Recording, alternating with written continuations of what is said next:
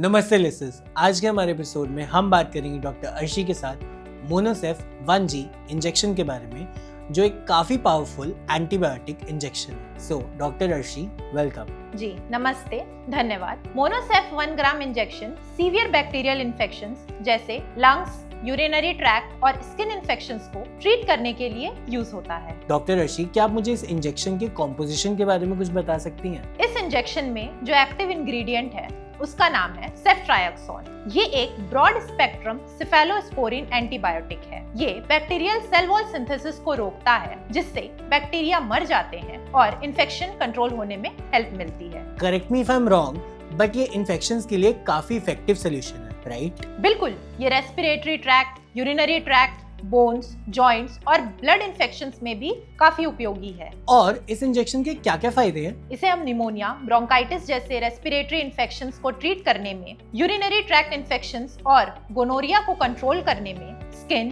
Bone और blood के infections में यूज कर सकते हैं। पेल्विक इन्फ्लेमेटरी डिसीज और लाइम डिसीज में भी ये काफी उपयोगी है। वैसे इसका यूज कब करना चाहिए?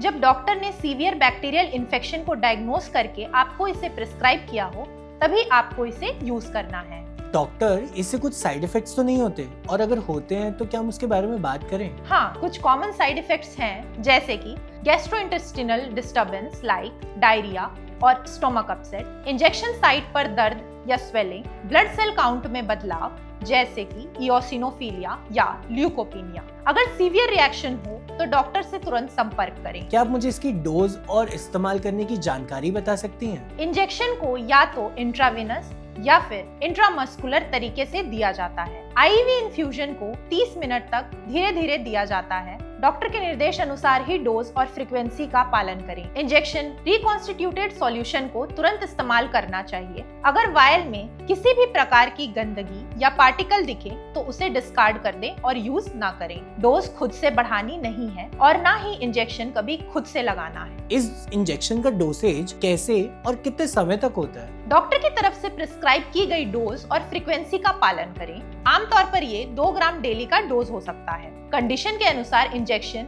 इंट्रावीनस या फिर इंट्रामस्कुलर रूट से दिया जाता है, जिसका ड्यूरेशन और मेथड डॉक्टर डिसाइड करते हैं। डोसेज पेशेंट की इन्फेक्शन की गंभीरता, एज, किडनी और लिवर फंक्शन के हिसाब से बदला जा सकता है। कभी भी डोज खुद से बढ़ानी नहीं है और ट्रीटमेंट पूरा कंप्लीट करना है। अगर आपको बीच में अच्छा महसूस होने लगे उसके बावजूद। अगर आपसे कोई डोज मिस हो जाए तो डॉक्टर से सलाह लेना जरूरी है। Are there any precautions that the users should take care of? हाँ, कुछ बातों का ध्यान रखना है, जैसे अगर आप प्रेग्नेंट हैं तो डॉक्टर की सलाह से ही इंजेक्शन लें। ब्रेस्ट फीडिंग में भी कॉशन जरूरी है। अल्कोहल से बचाव करें और अगर आपको लिवर और किडनी इश्यूज हैं तो अपने डॉक्टर को अवश्य बताएं।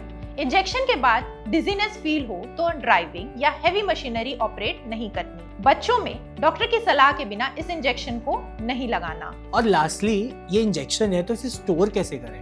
इस इंजेक्शन को ठंडी और सूखी जगह पर 30 डिग्री से नीचे रखें। बच्चों की रीत से इसे दूर रखना है। एक्सपायरी डेट का ध्यान रखें। कभी भी एक्सपायर्ड मेडिसिन यूज नहीं करनी है। कुछ लाइफस्टाइल मॉडिफिकेशंस जैसे इन्फेक्शन सिम्टम्स में स्मोक, डस्ट और पोल्यूटेंट्स से बचाव करें। यूरिनरी इन्फेक्शंस में हाइड्रेशन मेंटेन करना बहुत हेल्पफुल हो सकता है। तो दोस्तों, आज हमने बात की मोनोसेफ 1G इंजेक्शन के बारे में, जो बैक्टीरियल इन्फेक्शन के लिए काफी इफेक्टिव है, पर इसे डॉक्टर की रिकमेंडेशन के बिना बिल्कुल मत लें।